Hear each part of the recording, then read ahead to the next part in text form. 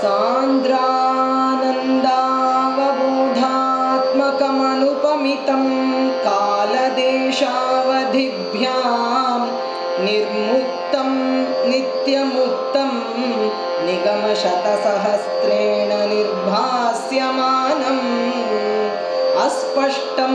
दृष्टमात्रे पुनरुरुपुरुषार्थात्मकं ब्रह्मतत्त्वं तत्तावद्भाति साक्षात् गुरुपवनपुरे हन्तभाग्यं जनानाम् एवं दुर्लभ्यवस्तुन्यपि सुलभतया हस्तलब्धे यदन्यत् तन्वा वाचा धिया वा भजति बत जनः क्षुद्रतैव स्फुटेयम् एते तावद्वयं तु स्थिरतरमनसा विश्वपीडापहत्यै निःशेषात्मानमेनं गुरुपवनपुराधीशमेवाश्रयामः सत्वं यत्तत्पराभ्याम् अपरिकलनतो निर्मलं तेन तावत् भूतैर्भूतेन्द्रियैस्तेव पुरति बहुशः श्रूयते व्यासवाक्यम्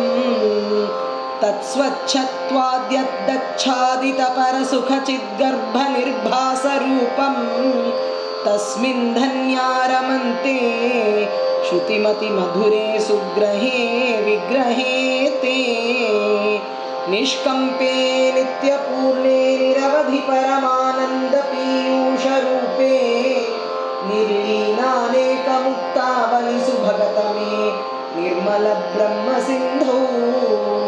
कल्लोलोल्लासतुल्यं खलु विमलतरं सत्त्वमाहुस्तदात्मा कस्मान्नो निष्कलस्त्वं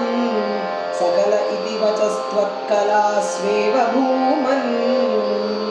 निर्व्यापारोऽपि निष्कारणमज भजसे यत्क्रियामीक्षणाख्यां तेनैवोदेति लीला प्रकृतिरसति कल्पापि कल्पादिकाले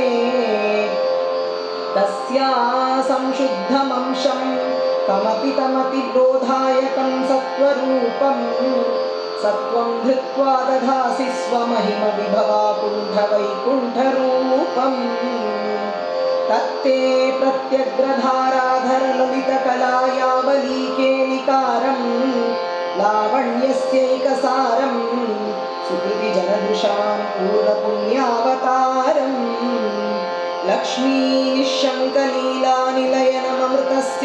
लक्ष्मीनिःशङ्कलीलानिलयनममृतस्यन्दसन्दोहमन्तः सिञ्चत्सञ्चिन्तकानां वपुरं कलये मारुतागारनाथ कष्टाते सृष्टिचेष्टा बहुतरभवखेदावहा जीवभाजाम् इत्येवं पूर्वमालोचितमजितमया नैव मद्याभिजाने नो चेज्जीवा कथं वा मधुरतरमिदं त्वद्वपुश्चिद्रसार्द्रं नेत्रैः श्रोत्रैश्च पीत्वा परमरससंसुधाम्भोधिपूरे रमेरन् नम्राणां सन्निधत्ते सततमपि पुरस्तैरन्नभ्यर्थितानपि अर्थान् कामानजस्त्रं वितरति परमानन्दसान्द्रां गतिं च इत्थं निःशेषलभ्यो निरवधिकफलः पारिजातो हरे त्वं क्षुद्रं तं शक्रवाटीद्रुममभिलषति व्यर्थमर्थिव्रजोऽयं कारुण्यात् काममन्यं ददति खलु परे स्वात्मदस्त्वं विशेषात् ऐश्वर्यादीशतेऽन्ये जगति परजने स्वात्मनोऽपीश्वरस्त्वं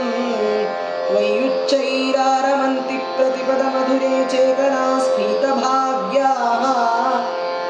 त्वं चात्मा राम एवेत्यतुलगुणगणाधारशौर्ये नमस्ते ऐश्वर्यं शङ्करादीश्वरविनियमनं विश्वतेजोहराणां तेजस्संहारि वीर्यं विमलमपि यशो निःस्पृहैश्चोपगीतम् अंगासंगा सदा श्रीरखिलविदसि न क्वापि ते संगवार्ता तद्वातागारवासिन् मुरहर भगवच्छब्दमुख्याश्रयोऽसि